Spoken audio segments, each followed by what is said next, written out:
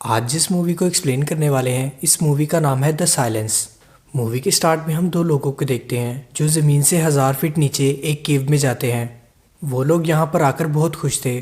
तभी उन्हें कुछ अजीब सी आवाज़ें आती हैं और फिर हम देखते हैं कि उन पर कुछ क्रिएचर्स अटैक कर देते हैं और उन्हें मार देते हैं। वो क्रिएचर्स केव में से निकलकर अब ज़मीन पर आ चुके थे। फिर हम एली नाम की एक लड़की को देखते हैं जो सुन नहीं सकती और साइन लैंग्वेज में बात करती है। एली ने 3 साल पहले एक कार एक्सीडेंट में अपनी हियरिंग एबिलिटी को खो दिया। एली का एक बॉयफ्रेंड भी है जिसका नाम रोब है। फिर हम एली को उसकी फैमिली के साथ देखते हैं जहां एली अपनी फैमिली के साथ डिनर करती है। एली की फैमिली में उसके डैड ह्यू, उसकी मदर कैली और उसका छोटा भाई जूड रहता है और उसके साथ उसकी ग्रैंड मदर भी रहती हैं। मूवी में इन क्रिएचर्स का नाम वेस्प्स है।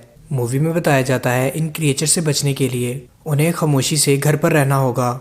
एली कहती है हमारे शहर में बहुत शोर है, हमें कंट्री साइड पर चलना चाहिए। वो सब एली की बात मान लेते हैं। तभी ह्यू का नेबर ग्लेन, जो ह्यू का बेस्ट फ्रेंड है, वो भी अपनी गाड़ी में उनके साथ चलता है। फिर हम ट्रेन में एक लेडी को देखते हैं जिसके पास एक बच्चा था जो बहुत ज़्यादा रो रहा था, जिसकी वजह से ट्रेन में मौजूद सब लोगों की जान खतरे में थी। इसलिए वो अपने बच्चे को लेकर ट्रेन से बाहर आ जाती है। लेकिन क्योंकि वो क्रिएचर देख तो सकते नहीं थे, लेकिन उनकी हियरिंग पावर बहुत ज़्यादा तेज थी। जैसे ही वो बच्चा रोता है तो सारे क्रिएचर्स वहां आ जाते हैं और उस औरत को मार देते हैं। दूसरी तरफ हम ह्यू को देखते हैं जिसके पास एक आदमी आता है जो उससे उसकी गाड़ी उसे देने को कहता है। तभी ग्लेन उसकी टांग में गोली मार देता है और वो लोग वहां से चले जाते हैं। क्योंकि बाय रोड काफ़ी ट्रैफिक थी, इसलिए वो ऑफ रोड जाने का फैसला करते हैं। जहां ग्लेन की गाड़ी के आगे एक हिरन का ग्रुप आ जाता है, जिनको बचाते हुए ग्लेन की गाड़ी खाई में गिर जाती है। इस एक्सीडेंट में ग्लेन बुरी तरह जख्मी हो जाता है और उसकी टांग गाड़ी में फंस जाती है, जिसकी वजह से वो अब गाड़ी से बाहर नहीं निकल सकता था। दूसरी तरफ एली का डॉग जोर जोर से भौंकता है, जिसकी वजह से वो क्रिएचर ह्यू की गाड़ी पर अटैक कर देते हैं। उन्हें बचाने के लिए ग्लेन फायर करता है ताकि वो क्रिएचर्स उन्हें छोड़कर उसकी तरफ आ जाएं, और ऐसा ही होता है और वो क्रिएचर्स ग्लेन पर अटैक करके उसे मार देते हैं। लेकिन एली का डॉग उन पर भौंकना बंद नहीं करता, जिसकी वजह से उनकी जान काफ़ी खतरे में होती है। तभी ह्यू गाड़ी का दरवाज़ा खोल देता है, जिससे वो डॉग बाहर चले जाता है और वो क्रिएचर्स उस डॉग को भी मार देते हैं। अब क्योंकि वो गाड़ी स्टार्ट नहीं कर सकते थे, क्योंकि अगर वो ऐसा करेंगे तो क्रिएचर्स फिर से उन पर अटैक कर देंगे। ह्यू अपनी फैमिली के साथ आगे पैदल जाने का फैसला करता है। कुछ आगे जाने पर वो एक घर को देखते हैं जिसकी तरफ वो बढ़ते हैं।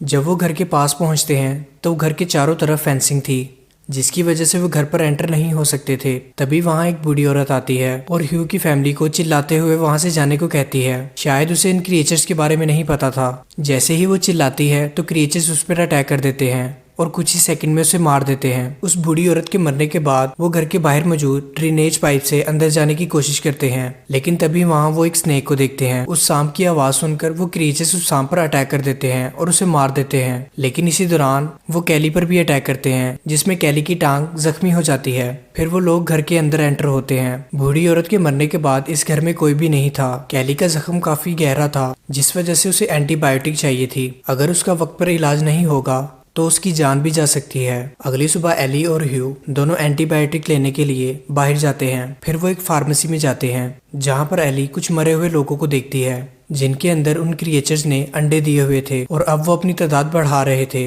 इन सबको देखकर एली के मुंह से अचानक आवाज निकल जाती है, जिससे वो क्रिएचर्स वहां आ जाते हैं। जिनसे बचने के लिए ह्यू आग लगाता है और फायर अलार्म सिस्टम एक्टिवेट कर देता है और तभी वो वहां से जान बचाकर निकल आते हैं। रास्ते में उन्हें एक प्रीस्ट मिलता है जो उन्हें उनका ग्रुप ज्वाइन करने को कहता है, लेकिन ह्यू इसे इग्नोर कर देता है और आगे बढ़ जाता है।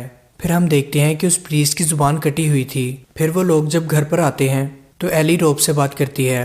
रोब बताता है कि वो नॉर्थ साइड पर हैं और वो ये भी बताता है कि ठंड होने की वजह से वो क्रिएचर यहाँ पर नहीं आते और उसके साथ और भी लोग मौजूद हैं। और फिर हम देखते हैं कि उनके घर के बाहर एक बार फिर प्रीस्ट आ जाता है, जिसके साथ और भी लोग मौजूद थे। वो प्रीस्ट दरअसल एली को अपने साथ ले जाना चाहता है ताकि वो उससे अपनी जनरेशन को बढ़ा सके।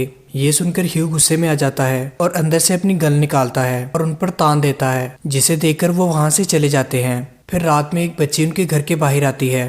बच्ची को देखकर वो लोग उसे अंदर ले आते हैं, लेकिन ये लड़की उसी ग्रुप का हिस्सा थी।